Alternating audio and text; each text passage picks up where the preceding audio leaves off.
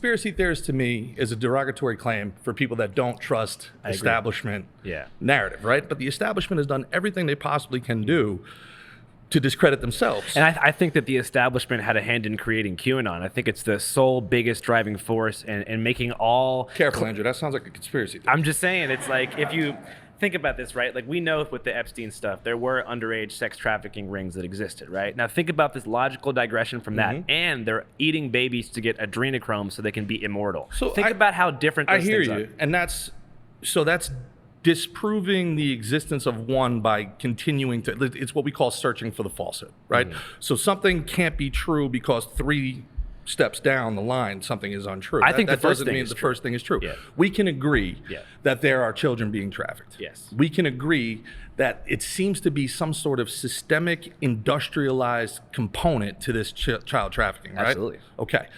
So then somebody has to pay for that. Somebody has to organize that. Somebody with means, somebody that could be, I don't know, classified as an elite.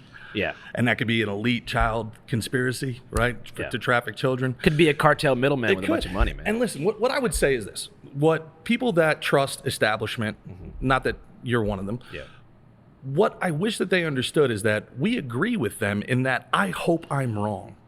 Like, the establishment wants me to be wrong, and I want me to be wrong. I don't want there to be children being trafficked. And I don't want our government, our taxpayer dollars, having anything to do with it.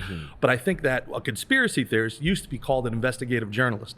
We have questions, and I think that those questions deserve to be answered. And I think that that's the issue here. When people say, no, there's no list, stop asking questions, move on, well, then we feel like we should ask some more questions. And I feel like that's got to be less than 10% of the population who says there's no list, let's move on. I think right now is probably the first time where you see like leftists and conservatives coming together to demand accountability from the government. No doubt about it. And I think that QAnon was probably a psyop in of itself by Steve Bannon, Miles Kuo, a variety of strange actors that work with the Watkins family and 8chan to basically discredit people from actually putting the target where it should have been, which is right in front of our faces. The richest people in the world, most of them you can look their name up. Not saying there isn't people who are just random rich financiers that are anonymous, but you can look at companies like BlackRock, Vanguard. You can look up online. We all have iPhones, right? Apple, these major social media platforms have CEOs. The Saudis, the richest people in the world are operating in plain sight. And so I feel like when you aim the target at this unnamed mysterious cabal of people eating babies in the hills,